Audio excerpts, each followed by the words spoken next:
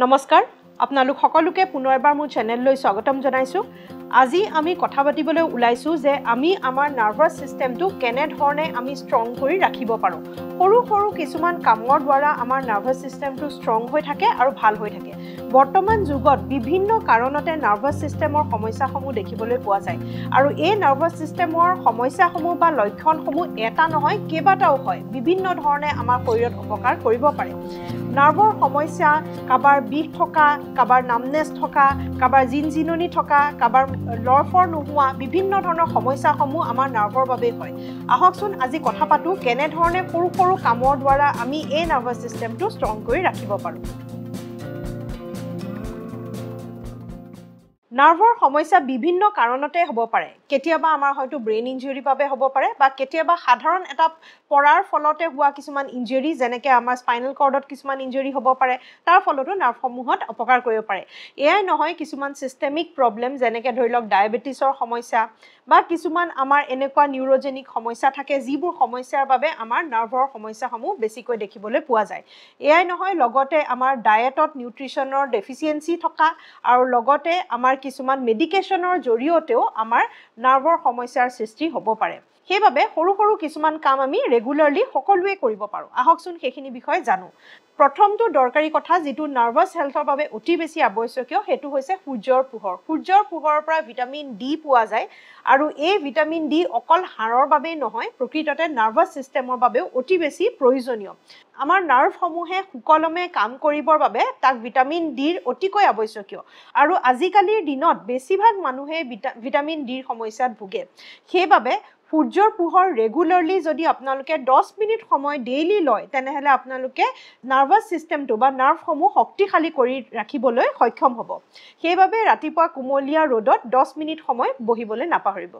দ্বিতীয়টো সৰু কাম হৈছে আমি ৰাতিপুৱাৰ সময়ত খুদা ভৰিয়ে ঘাঁহনিত খোজ কঢ়া বৰ্তমান সময়ত কুঁৱলী পৰিবলৈ আৰম্ভ কৰিছে আৰু কুঁৱলী পৰাৰ ফলতে ঘাঁহসমূহো তিতি থাকে আৰু সেই ঘাঁহনিত আমি যেতিয়া খুদা ভৰিয়ে খোজ কাঢ়ো সেই ঠাণ্ডাৰ ভাৱটো লগতে সেই ঘাঁহনিৰ যিটো টেক্সচাৰ হয় সেইখিনিয়ে যিখিনি আমাৰ ভৰিৰ তলুৱাত কিছুমান সেন্সেশন দিয়ে সেইখিনিয়ে আমাৰ নাৰ্ভাছ সিস্টেমটো ষ্ট্ৰং কৰিবলৈ বহুতেই সহায় কৰে আৰু সেইবাবে 5-10 মিনিট সময় ঘাঁহনিত খুদা ভৰিয়ে খোজ কাঢ়িবলৈ নাপাহৰিব 3 নম্বৰ কামটো হৈছে আমাৰ এক্সাৰসাইজ বুলি ক'লে অকল যে ঘাম ওলোৱা এক্সাৰসাইজে হয় হেতু নহয় ৰেগুলাৰ ফিজিক্যাল এক্টিভিটিটো দৰকাৰীয়ে হয় তাৰ লগতে আমাৰ ব্ৰেইন এক্সাৰসাইজ কিছুমানো অতিকৈ আৱশ্যকীয় যদিহে আপোনালোকে নাৰ্ভাছ সিস্টেমটো ষ্ট্ৰং কৰি ৰাখিব বিচাৰিছে আমি ব্যৱহাৰ নকৰাৰ ফলতে আমাৰ নাৰ্ভাছ সিস্টেম উইক হৈ যাব পাৰে আৰু তাৰ বাবে সেই নাৰ্ভাছ সিস্টেমটো সক্ৰিয় কৰি ৰাখিবলৈ আমি কিছুমান ব্ৰেইন এক্সাৰসাইজ কৰিব পাৰোঁ আৰু ব্ৰেইন এক্সাৰসাইজৰ ভিতৰত আপোনালোকে ক্ৰছৱৰ্ড খেলিব পাৰে চেছ খেলিব পাৰে চাইনিজ চেকাৰ খেলিব পাৰে যিবোৰ খেলত আমাৰ ব্ৰেইনটো অকমান ব্যৱহাৰ হয় আমি অলপ চিন্তা কৰিবলগীয়া হয় সাধাৰণতে বয়স বাঢ়ি অহাৰ লগে লগে আমাৰ চিন্তাৰ শক্তিটো যেন কমি আহে অৱশ্যে আমাৰ কথাবোৰ মনত থাকিলেও বহুত ডিপ চিন্তা কৰিবলৈ আমাৰ অলপ কঠিন হৈ পৰে আৰু এইটো প্ৰকৃততে অভ্যাসৰে সমস্যা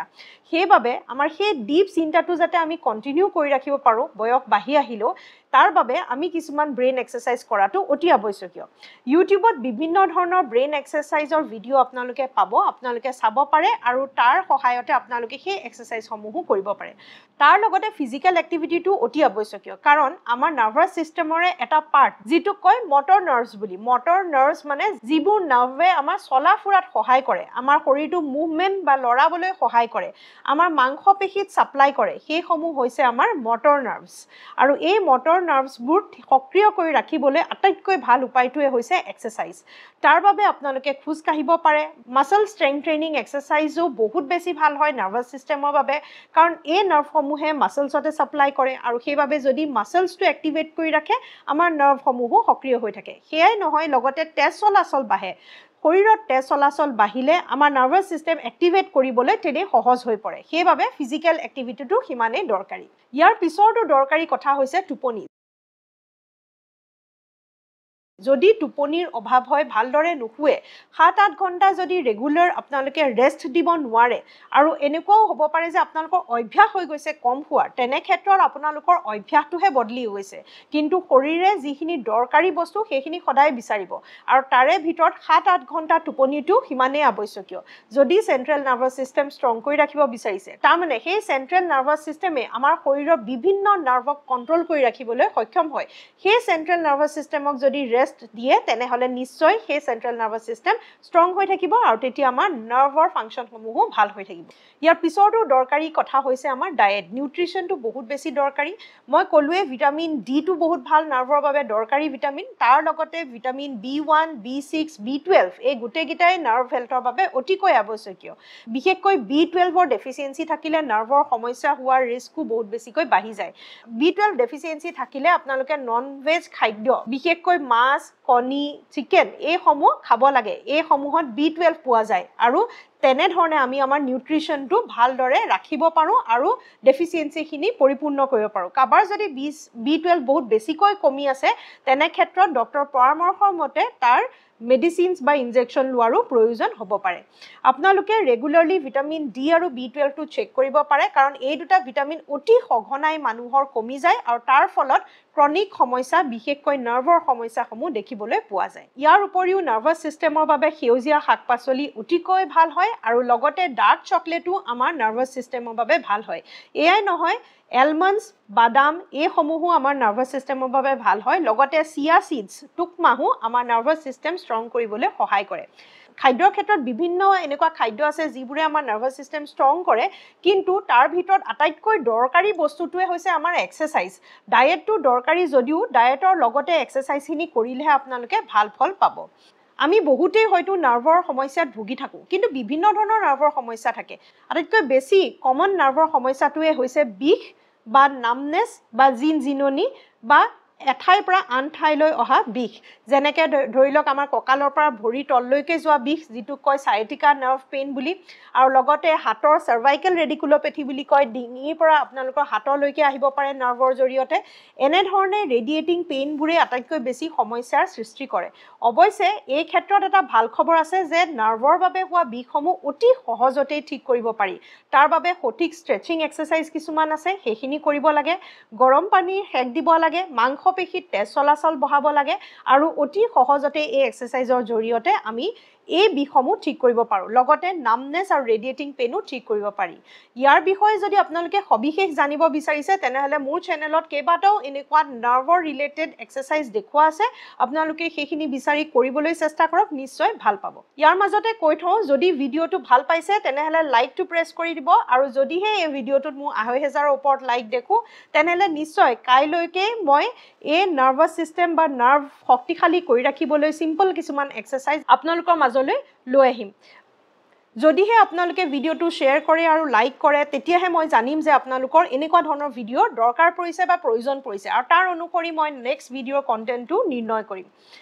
ইয়াতে কৈ থওঁ যে নাৰ্ভাছ সিস্টেমৰ বাবে কেইটামান বেয়া বস্তু বিশেষকৈ এলকহল আৰু স্মোকিংয়ে বহুতখিনি অপকাৰ আমাৰ নাৰ্ভাছ সিস্টেমত কৰিব পাৰে যদিহে আপোনালোকৰ নাৰ্ভৰ সমস্যা আছে এলকহল আৰু স্মোকিং দুইটাই সম্পূৰ্ণ এৰিব লাগিব আৰু এয়াই নহয় লগতে আপোনালোকে খুব বেছিকৈ যদি কাম বা ষ্ট্ৰেইনাছ এক্টিভিটি কৰি দিয়ে যিমান আপোনালোকৰ মাংসপেশীত শক্তি আছে তাতকৈ বেছি যদি ঠেলি আপোনালোকে কাম কৰে তেনে ক্ষেত্ৰতো আপোনালোকৰ কিছুমান নাৰ্ভৰ প্ৰব্লেমৰ সমস্যাৰ সৃষ্টি হ'ব পাৰে সেইবাবে ৰেষ্টটো অতি বেছি আৱশ্যকীয় মেডিচিনছৰ ক্ষেত্ৰত প্ৰেছক্ৰাইব মেডিচিনছৰ উপৰি নিজে খোৱা কিছুমান মেডিচিনছেও নাৰ্ভাছ সিস্টেমত অপকাৰ কৰিব পাৰে আৰু আমাৰ ওজনটো যদি বাঢ়ি গৈ থাকে বিশেষকৈ আপাৰ বডি ওজনটো যদি বাঢ়ি যায় আৰু তলৰ ভৰি অংশত পৰে বা কঁকালৰ অংশত পৰে তেনেহলে নাৰ্ভ কম্প্ৰেছনৰ সৃষ্টি হ'ব পাৰে ডাইৰেক্টলি ইম্পেক্ট নকৰিলেও আপোনালোকৰ প্ৰথমতে স্পাইনেল কৰ্ডত ইম্পেক্ট কৰে স্লিপ ডিস্ক বা ডিস্ক বাল্জৰ জৰিয়তে আৰু তাৰ ফলতে আপোনালোকৰ নাৰ্ভ কম্প্ৰেছনৰ সৃষ্টিও হ'ব পাৰে সেইবাবে ওজনৰ ওপৰতো বিশেষ ধ্যান দিয়াটো দৰকাৰী এইখিনি ক'বলগীয়া আসলে কেনে ধৰণে তেনে সহজ উপায়েৰে আমি আমাৰ নাৰ্ভ হেলথটো ঠিক কৰি ৰাখো যদি এক্সাৰসাইজখিনি লাগে তেনেহলে মই নেক্সট ভিডিঅ'ত আপোনালোকক দিবলৈ চেষ্টা কৰিম নাপাহৰিব লাইকটো প্ৰেছ কৰি দিবলৈ নতুন এটা ভিডিঅ' যোগে লগ পোৱাৰ প্ৰতিশ্ৰুতিৰে আজিলৈ সামৰো নমস্কাৰ